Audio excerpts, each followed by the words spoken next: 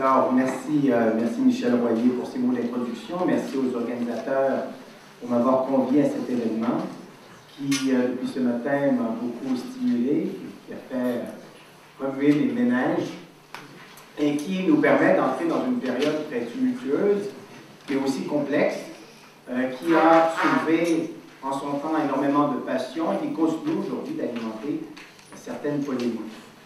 Je vais prendre l'occasion qui m'est donnée pour effectuer une brève comparaison, brève parce que je n'ai que 40 minutes entre le Canada et les États-Unis, et vous verrez que je vais revenir à quelques reprises sur certains éléments déjà annoncés par la conférence d'André Caspi.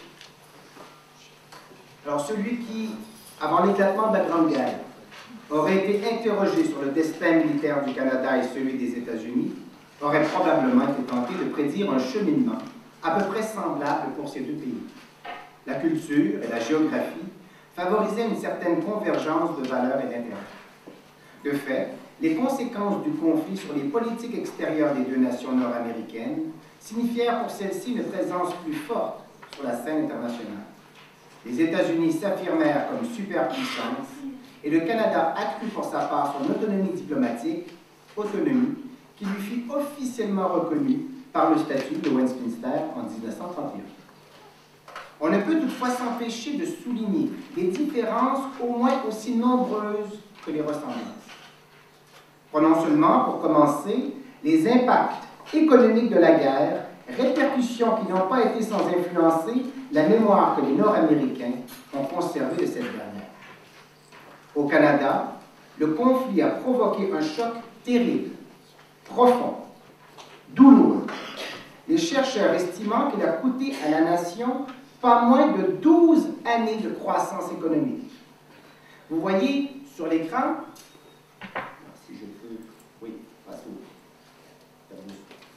suivant. Alors vous voyez sur l'écran l'impressionnante chute du produit national brut de 1917 à 1921, causée notamment par la dévaluation du cours du blé et la réduction des transferts de capitaux britanniques, sans mentionner les ratés de la politique de gestion industrielle du gouvernement canadien. Si l'on considère l'ensemble des pays belligérants et que l'on privilégie pour seule mesure le revenu par habitant, on arrive à la surprenante conclusion que seule l'Allemagne a pris plus de temps que le Canada à se remettre des effets économiques de la conflagration européenne. Bref, de ce point de vue, la guerre fut une véritable calamité pour le Canada.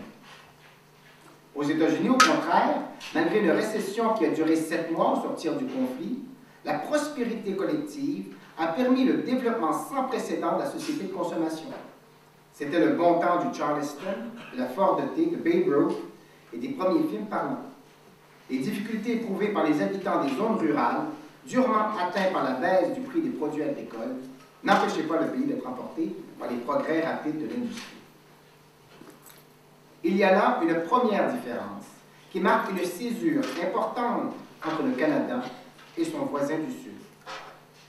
Si l'on se penche maintenant sur les différences entre le Canada et les États-Unis pendant le conflit, on constate qu'elles sont tout aussi remarquables. Notons d'abord que lorsque l'Angleterre déclara la guerre à l'Allemagne le 4 août 1914, le Canada, lié à Londres en politique internationale par son statut de dominion, fut aussitôt entraîné dans le conflit européen. Ce ne fut pas bien sûr le cas des États-Unis, qui attendirent, quant à eux, 3 longues années avant de déclarer la guerre à l'Allemagne et qui prirent part au combat en tant que puissance associée et non en tant que puissance alliée. L'expression des sentiments martiaux a été marquée en 14-18 par cette différence capitale dans la manière d'entrevoir la participation au conflit. D'un côté, le Canada se faisait en général une fierté d'appartenir à l'Empire britannique. Les États-Unis, de l'autre côté, se montraient jaloux de leur indépendance. Rappelant la réaction instinctive de la communauté anglo-canadienne de Montréal, laquelle n'hésita pas un instant à se jeter dans la fournaise de la guerre, un vétéran expliquait « La Grande-Bretagne était en guerre et nous étions britanniques ». Le premier contingent à quitter Montréal fut le 13e bataillon des Royal Highlanders. En moins d'un mois, 1000 hommes s'étaient joints comme volontaires à ce détachement. Un historien a décrit leur départ en train vers Québec. Après avoir noté comment les compagnies avaient quitté à pied le manège militaire afin de se diriger vers la gare, au son des cornemuses, l'auteur poursuivait ainsi sa description, et je le cite, vous avez la citation à l'écran. « Peu de ceux qui virent ou participèrent à la marche pourront jamais l'oublier. Le bataillon descendit la rue de Bleury et marcha vers l'ouest sur la rue Sainte-Catherine, les rangs presque démoralisés par les acclamations de la foule. Montréal n'était pas encore habitué à de telles démonstrations populaires. On ne réalisait pas encore que la guerre allait engendrer un long cortège de morts et de blessés. Les gens criaient leur enthousiasme sans beaucoup se soucier de la destination des soldats. L'emballement des foules canadiennes prit du temps à diminuer. Si à Montréal, à l'été et l'automne 1914, c'était l'enthousiasme, à Toronto, c'était le délire. Tous étaient convaincus que la guerre serait finie avant Noël et qu'il fallait se dépêcher à récolter les lauriers de la victoire avant que l'armistice ne soit signé. Union Jack, que vous voyez sur la photographie ici, derrière moi, l'Union Jack donc flottait un peu partout, que ce soit sur le mât des bâtiments publics ou le balcon des maisons. Cependant, le fait que le Canada était encore à ce moment une colonie de l'Empire britannique n'était pas seul en cause dans l'irruption des passions martiales dans le cœur des sujets de Georges V. Les données démographiques influaient sur le cours des événements, comme nous le laisse deviner le tableau suivant. À la veille de la Grande Guerre, et c'est quelque chose dont André Crespi a parlé, à la veille de la Grande Guerre, le Canada était plus que jamais un pays d'immigration. 22% de la population canadienne était née à l'étranger et pas moins de 10% au Royaume-Uni. Près de 400 000 immigrants issus des îles britanniques étaient venus s'établir au Canada pendant la seule décennie de 1901 à 1911. Or, non seulement la population immigrante issue des îles britanniques était proportionnellement beaucoup plus faible aux États-Unis, mais une plus grande part de celle-ci était née en Irlande. En 1914, il y avait aux États-Unis beaucoup plus d'immigrants d'origine allemande, autrichienne et irlandaise que d'origine britannique, comme on le voit à l'écran. Aussi, seulement 4,5% de la population de Montréal avait une origine autre que française ou britannique, tandis que la proportion atteignait les 2/3 à New York, Chicago ou Cleveland. À peu près le quart de la population américaine avait une origine allemande. Nul ne peut saisir les différences entre le Canada et les États-Unis sans prendre en compte cette donnée démographique. Elle permet d'expliquer que les 2/3 des Canadiens qui se portèrent volontaires en octobre 1914 soient nés dans les îles britanniques, comme vous le voyez ici.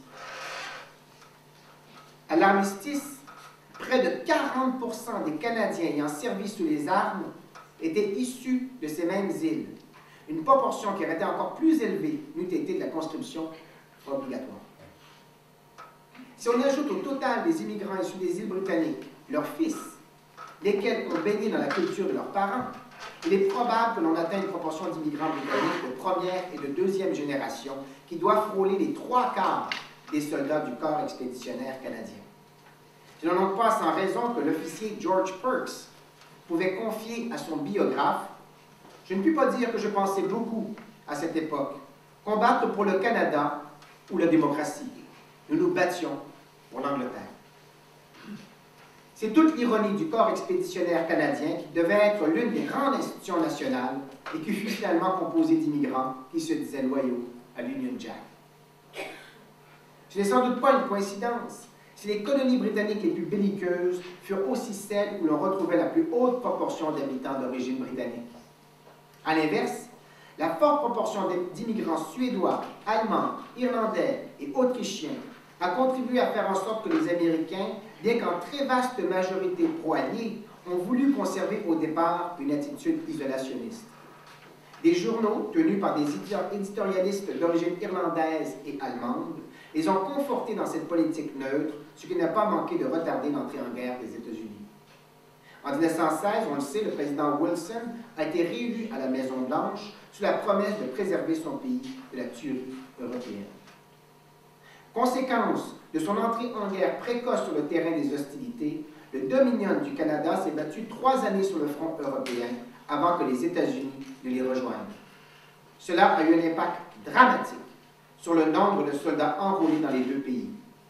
Avant l'adoption du Selective Service Act par le Congrès américain en mai 1917, le Canada avait déjà recruté 425 000 soldats, soit les 2 tiers des troupes canadiennes qui seront mobilisées de 1914 à 1919. Mettons ces chiffres en perspective. La taille de la population américaine étant près de 13 fois plus importante que celle de la population canadienne, le Canada avait mobilisé, avant l'entrée en guerre des États-Unis, toutes choses étant égales, 2,5 fois le nombre total de soldats de l'armée américaine au moment de la capitulation de l'Allemagne. Si on enlève du calcul de Québec, un cas spécial dont je reparlerai dans un instant, on arrive au constat que le Canada hors Québec a fourni en volontaire, c'est-à-dire avant même les positions de l'enrôlement obligatoire, 3,5 fois le nombre de soldats que les États-Unis réussiront à enrôler grâce à la conscription. Si on prend en compte la mobilisation globale du Canada, soit 628 000 soldats, dont 425 000 seront envoyés outre-mer, on arrive évidemment à un écart encore plus élevé. Vous voyez donc sur le tableau suivant les courbes d'enrôlement par pays et par 1000 habitants. Et vous voyez aussi l'effet à partir de 1918 au Canada de la conscription, puisque la courbe se met soudainement à s'élever un peu plus rapidement après avoir stagné pendant 2 ans. Vous voyez le même effet aussi en Nouvelle-Zélande. La conscription à partir de 1916 a un effet décisif sur, évidemment sur les enrôlements militaires. Et les États-Unis, bien qu'ils remontent à partir de 1917, entrant en guerre des États-Unis, restent bien en deçà de l'effort des autres dominions britanniques. Autre chiffre évocateur, à la fin de la guerre, le corps expéditionnaire canadien comptait 60 000 soldats morts au champ d'honneur ou des suites de leurs blessures et 172 000 blessés. Le corps expéditionnaire américain comptait pour sa part 116 000 morts et 204 000 blessés. Toute proportion gardée, le Canada avait enterré près de 5 fois plus de ses fils que les États-Unis. On comprend que l'imposition de la conscription dans les deux pays ne visait pas le même but. Même observateurs étant d'accord pour affirmer en 1917 que la levée d'hommes aux États-Unis n'avait pas besoin de cette mesure pour assurer un nombre suffisant de soldats. On se souviendra qu'avant que son pays ne soit entraîné dans le conflit européen, comme nous le rappelait André Caspi, le président Wilson s'était opposé à la conscription. Il changeait d'opinion dès que son pays fut en guerre, car il croyait que c'était là le meilleur moyen de minimiser les bouleversements causés par le conflit militaire. Le 5 mai 1917, il écrivait que le recrutement obligatoire ne servait pas seulement à imposer le service militaire à tous les hommes aptes à servir, mais servait aussi à assigner à chacun un rôle utile et précis qui devait assurer la bonne marche du pays pendant la durée des hostilités. L'objectif n'était donc pas d'abord de fournir des hommes à l'armée, mais bien davantage de maximiser la production industrielle et agricole. Crowder, l'homme en charge de l'implantation et de l'administration du Selective Service Act, disait ainsi que le volontariat fait plus que nuire à la capacité du service de garder un compte exact de la main-d'œuvre et de pouvoir la mobiliser diligemment. Le volontariat détruit tout espoir de réaliser une distribution efficace et effective de cette main-d'œuvre. Au Canada, on ne trouve pas de tels discours à saveur technocratique. Le but de la conscription, c'était de fournir toujours davantage d'hommes dans un contexte où les nouvelles recrues ne suffisaient plus à remplacer les morts et les blessés. Dès 1915, les pertes sur les champs de bataille furent colossales, atteignant 37 % des effectifs déployés. Revenu au Canada après une lourde tournée en Angleterre et en Angleterre et en France, le premier ministre Borden s'était rendu à l'évidence. Le Canada ne pouvait pas retarder plus longtemps la mise en place de la conscription. Au Canada, déjà saigné par 3 années de guerre, l'opposition à la conscription fut considérable.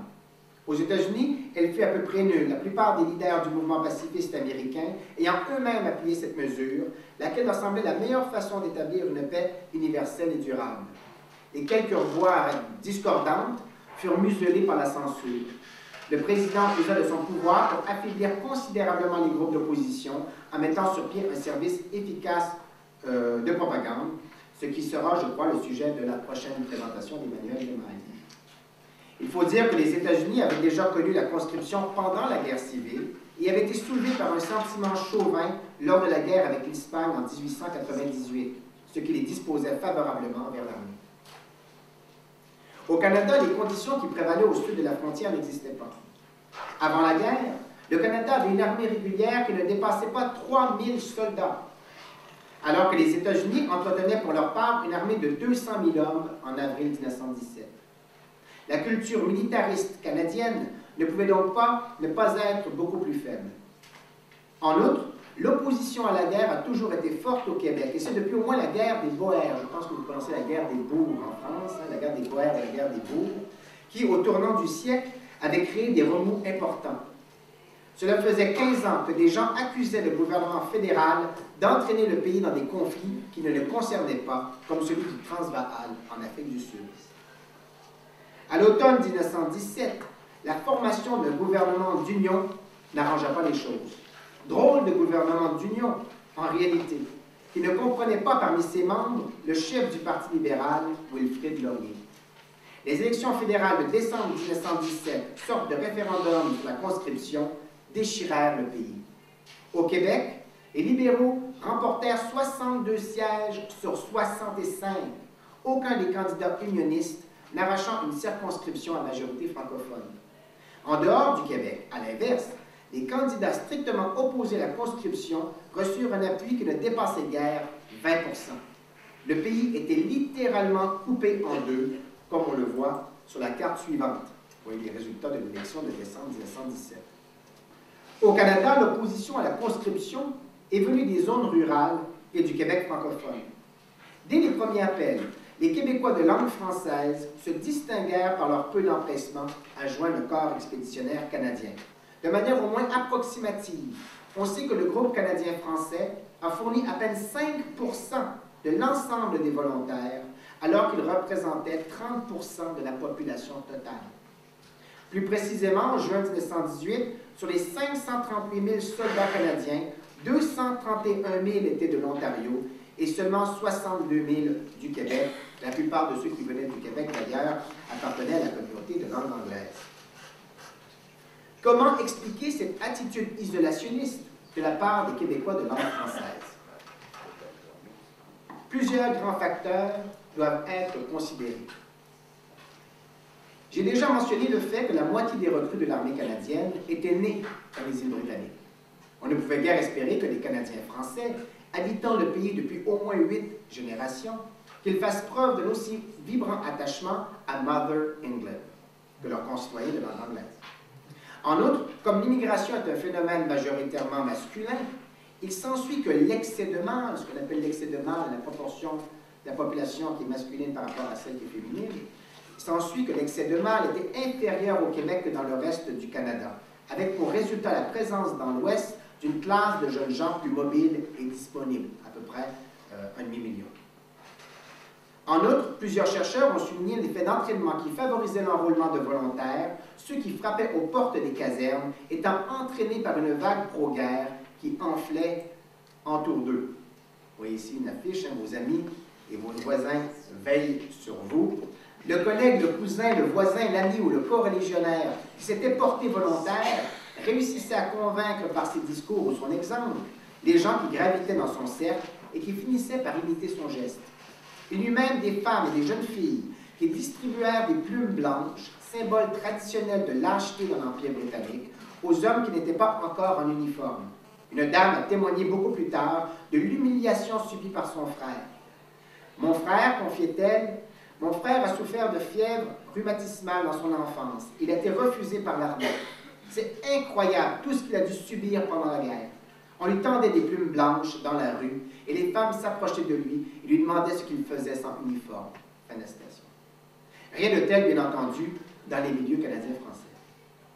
Il aurait été étonnant qu'il en soit autrement, puisque, en soi, la perspective d'une carrière dans le corps expéditionnaire canadien n'avait rien de bien enthousiasmant pour les sujets de langue française. Ceux-ci se retrouvaient dispersés dans les différents bataillons et les officiers supérieurs francophones étaient écartés des postes clés. Pire, une fois en Angleterre, le commandement des bataillons canadiens passait sous contrôle des autorités britanniques. Le Canadien français qui voulait se battre pour son pays se trouvait à servir de chair à canon pour une nation envers laquelle il entretenait, au mieux, des sentiments ambivalents. Cédant aux demandes qui se multipliaient, le gouvernement fédéral accepta la création d'un bataillon composé de Canadiens français en octobre 1914, lequel sera connu sous la dénomination de 22e, sans corriger entièrement l'impression répandue d'un état-major francophobe. L'armée était complètement unilingue. Les ordres, les manuels, les manœuvres, tout se faisait toujours en anglais. D'ailleurs, même au Québec, la plupart des agents recruteurs étaient anglais et protestants. On aurait voulu projeter l'image d'une armée étrangère, voire hostile, qu'on n'aurait pas fait mieux. On se demande combien de jeunes des États-Unis, qui n'étaient pas d'origine britannique, auraient voulu se battre dans de telles conditions.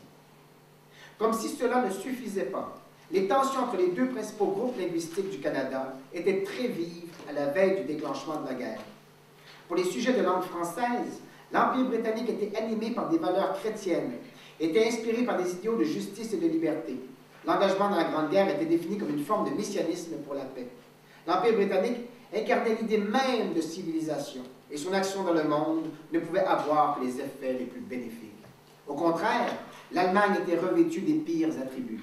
La conception libérale anglaise de la liberté, dont le Canada jouissait en tant que dominion de l'Empire britannique, était opposée au système de pensée dominant en Allemagne. Les crimes odieux perpétrés par l'envahisseur allemand en Belgique faisaient régulièrement les manchettes des journaux.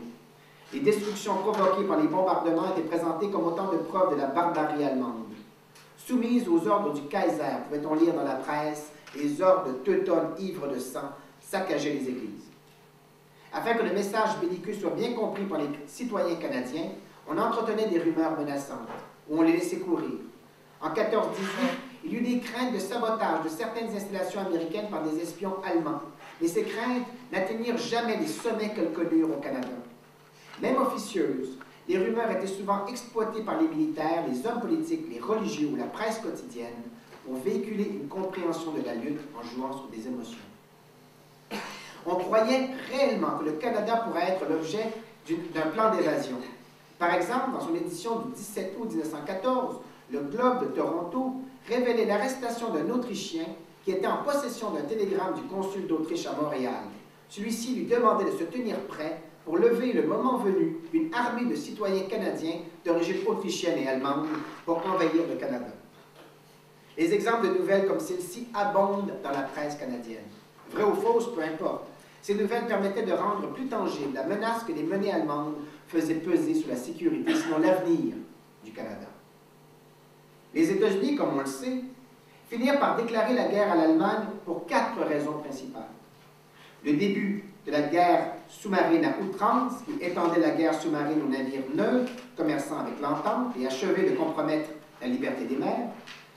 L'interception par les services de renseignement britanniques d'un télégramme adressé par le ministre allemand des Affaires étrangères Zimmermann à son ambassadeur à Mexico, qui lui demandait de négocier une alliance avec le Mexique tournée contre les États-Unis. L'idéalisme pacifiste de Wilson, qui rêvait d'établir une paix sans vainqueur. Et enfin, la communauté d'intérêts financiers entre les États-Unis, la France et le Royaume-Uni. On le constate, les motifs américains pour entrer en guerre étaient assez réfléchis et touchaient en bonne part au développement du commerce. Les motifs des autorités canadiennes étaient quant à eux plus émotifs, plus spontanés. Le Canada avait suivi le Royaume-Uni sans qu'aucune propagande initiale ait permis aux citoyens de comprendre en quoi le conflit les concernait directement. La réaction bien compréhensible des Canadiens de langue française fut par conséquent de replacer les événements dans le contexte qui était le leur et de traduire dans leur langue, en quelque sorte, les appels à la victoire. Ce contexte particulier, c'était celui d'une lutte entre les deux races qui habitaient le dominion du Canada, la race française et la race anglaise, comme on le disait à l'époque. Déjà, en 1912, l'adoption d'un règlement qui limitait l'enseignement du français dans les écoles de l'Ontario avait causé de profonds remous parmi la population de langue française. Dégoûtés par ce règlement provincial, qu'ils jugeaient inique, les Franco-Québécois ne comprenaient pas pourquoi ils devraient aller se battre en Europe quand un combat plus pressant les appelait sur le sol canadien. Henri Bourassa fut celui qui porta le plus loin cette opposition. Ancien député libéral dans le gouvernement de Wilfrid Laurier, il avait rompu avec son chef quand il devint clair que le Canada acceptait d'appuyer directement par l'envoi de troupes les efforts impérialistes du Royaume-Uni dans le monde. Henri Bourassa incarnait le type du parfait isolationniste. Sa loyauté allait au Canada et au Canada seulement. Cependant, au Canada même, il ne trouvait pas un environnement qui fasse justice à sa nationalité canadienne-française. Celle-ci était, en dehors du Québec, en but aux vexations et oppressions des sujets de langue anglaise. C'est ainsi que Bourassa traduisait le combat pour la liberté, l'humanité et l'indépendance des petites nations dans les termes d'une lutte de la minorité canadienne-française contre les visées assimilatrices de la majorité anglophone. Vous avez une citation à l'écran. Pour nous, il écrivait ceci en 1916, pour nous, les ennemis de la civilisation française et de la nationalité canadienne, ce ne sont pas les Huns d'Europe, mais leurs émules, les Boches de l'Ontario et du Manitoba. Dans la presse canadienne-française, les francophones catholiques de l'Ontario étaient décrits ni plus ni moins comme les Alsaciens du Canada. Les Canadiens anglais étaient affublés du surnom des Prussiens de l'Ontario. Un éditorial publié en première page de l'Action catholique, un quotidien imprimé à Québec, est assez éloquent à cet égard, et je n'hésite pas à en citer un long passage. Le voici. Les mots de civilisation et de barbarie n'ont jamais eu autant de vogue que depuis le mois d'août 1914. On les a chantés sur tous les tons. On les retrouve sur toutes les lèvres. On les a, c'est le cas de le dire, mis à toutes les sauces. Et il n'est personne qui ne soit allé de son petit mouvement d'indignation et n'ait affirmé que la guerre actuelle est la guerre de la civilisation contre la barbarie. Cette lutte de la civilisation contre la barbarie ne se fait pas seulement en Europe. Chez nous, sous le couvert des institutions britanniques, malgré la foi des traités, des actes constitutionnels, nous assistons chaque jour à une lutte qui n'est pas autre chose que la lutte de la civilisation catholique et française contre la barbarie irlando-orangiste. Nous luttons pour notre droit à la vie comme peuple, tout comme la France et la Belgique, pour parer aux dépenses indispensables de nos troupes du front, souscrivons au Fonds de secours ontarien. La critique de l'impérialisme articulée par Bourassa et ses disciples minait la propagande belliciste du gouvernement canadien. Le 20e siècle a en effet correspondu au Québec à l'éveil d'un sentiment nationaliste plus exacerbé, porté entre autres par des gens comme l'abbé Lionel Groux, le jésuite Papin Archambault, Jules Fournier ou Omer Héroux. Ceux-ci ne pouvaient concevoir que le Canada ait quelque obligation morale à livrer son argent et son sang dans une conflagration qui avait lieu de l'autre côté de la mer. Il prônait un nationalisme canadien bâti sur la reconnaissance des droits des deux peuples fondateurs et applaudissait à chaque nouvelle marque d'indépendance de leur pays, ce qui voulait dire pour eux un affranchissement du joug anglais. D'ailleurs, les plus dévots parmi eux ne souriaient guère à l'idée d'aller défendre une France républicaine et anticléricale qui, à les croire, ne faisait que recevoir la juste rétribution pour ses péchés. Quel avantage des catholiques tirerait-il, demandait-on, de se liguer avec l'Italie anticléricale, l'Angleterre protestante, la Russie orthodoxe et la France officiellement athée? C'est ainsi que, favorable à la guerre, au moment où l'on prédisait que celle-ci ne durerait pas 3 mois, l'opinion des Québécois de langue française se transforma en sentiment résolument isolationniste au fur et à mesure que le conflit s'éternisa. Devenu inévitable à la suite des charniers européens, l'adoption en août 1917 de la loi sur le service militaire obligatoire provoqua une levée de boucliers à travers tout le Québec. En mars 1918, des émeutes entre des civils et l'armée éclatèrent dans la basse ville de Québec, causant 5 morts. Des voix se firent entendre qui annonçaient la fin prochaine de la Confédération.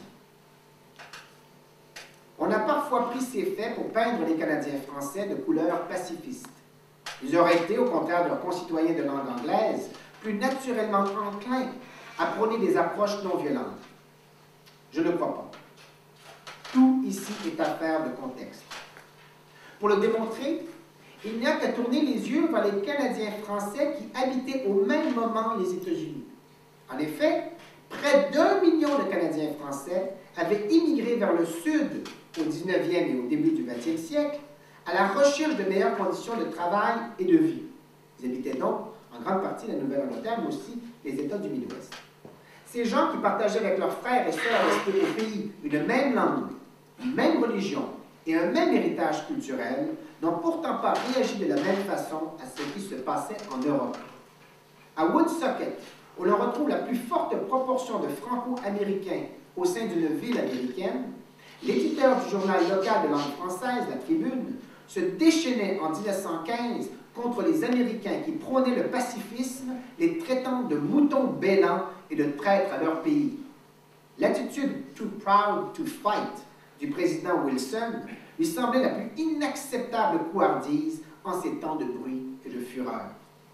La rupture diplomatique avec l'Allemagne fut donc reçue avec énormément de soulagement, de même que le fut peu de temps plus tard la conscription.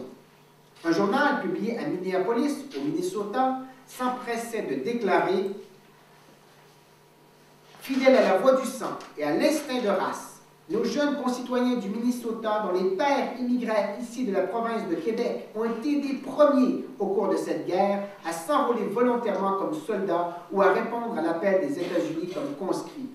On chercherait en vain, croyons-nous, un seul Américain de descendance canadienne-française qui ait sous aucun prétexte cherché à se soustraire au service militaire. Et chose admirable, le désir parmi nos congénères d'aller combattre sur le sol de France pour sauvegarder la liberté des institutions démocratiques s'est manifesté aussi bien à la campagne que dans les villes.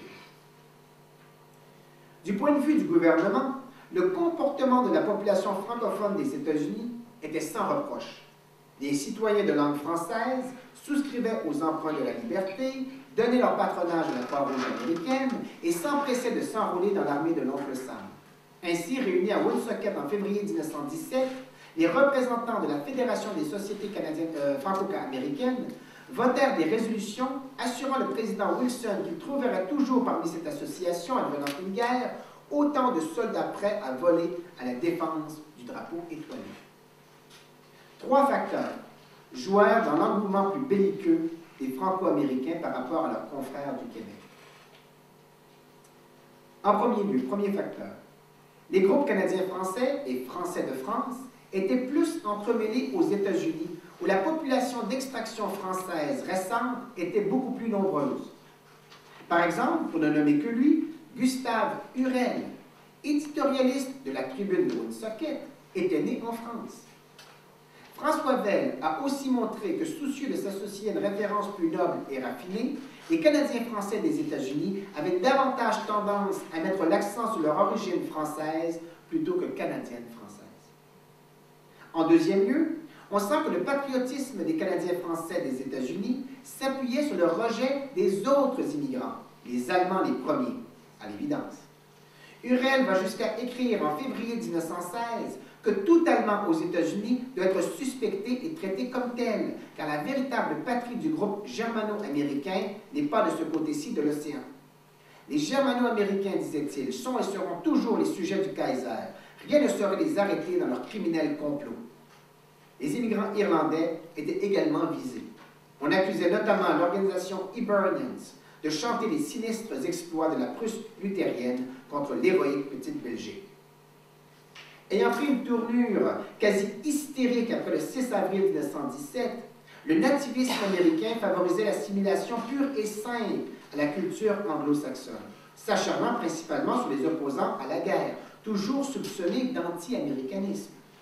Pour faire obstacle à ce nativisme, les Franco-Américains affichaient un fier bellicisme et prenaient leur distance par rapport à Henri Bourassa, dont les discours leur portaient préjudice. Non sans exaspération, un article de l'Écho de l'Ouest posait la question « Ne sait-on pas encore à Québec que l'attitude de M. Bourassa a pour conséquence de faire naître aux États-Unis l'opinion que les Franco-Canadiens sont comme race des dégénérés ?»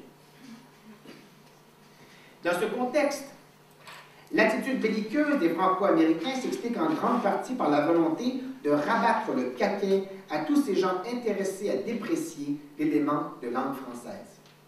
Vous avez ici ce qui est intéressant, la Marseillaise est mise côte à côte avec le Star Spangled Banner. Dans ce contexte, l'attitude belliqueuse des Franco-Américains s'explique en grande partie, d'ailleurs, demandait-on, comment aurait-on pu, en ces temps de solidarité entre la France et les États-Unis, mettre en doute le dévouement des Franco-Américains à la République américaine? Afin de se présenter comme les dignes fils de l'oncle Sam, les Franco-Américains soulignaient leur célérité à s'enrôler en masse et leur appui indéfectible à l'Union sacrée. En juillet 1918, un journaliste de New York avait effectué une enquête auprès des Américains d'origine canadienne-française installés en Nouvelle-Angleterre. Sa conclusion était sans appel. Les hommes et les femmes qu'il avait interviewés affichaient fièrement leur patriotisme par des banderoles, des drapeaux et des contributions monétaires. Les Américains d'origine canadienne-française ne montraient aucun signe de vouloir échapper à leur devoir militaire. Épousant la cause de la guerre dans un immense élan d'enthousiasme, ils voulaient faire taire ceux qui les accusaient d'être des hyphenated Americans, ou si vous voulez, des Américains, à trait d'union. Enfin, en troisième lieu, un dernier facteur influait sur l'empressement plus ou moins accentué des Américains de langue française à encourager la participation à la guerre. Aux États-Unis, l'opinion majoritaire était d'avis que le pays avait agi par légitime défense, ayant été attaqué dans ses intérêts matériels par l'Allemagne. Au Canada, au contraire, la guerre était perçue comme la guerre de l'Angleterre. C'était pour défendre l'honneur, les intérêts, les possessions et l'or de l'Empire britannique que les politiciens du Canada réclamaient le sacrifice de la fleur de la jeunesse, ce que l'on appelait alors l'impôt du sang. Encore une fois, je cède à la tentation de citer Henri Bourassa, car nul mieux que lui n'a su articuler cette position. Il disait, dans son journal Le Devoir, « À ceux de mes amis qui me demandent avec angoisse si j'approuve aujourd'hui ce que je prévoyais et condamnais dès 1899, la participation du Canada aux guerres de l'Angleterre étrangère au Canada, je réponds sans hésiter non. Le Canada, dépendance irresponsable de la Grande-Bretagne, n'a aucune obligation morale ou constitutionnelle, ni aucun intérêt immédiat dans le conflit actuel.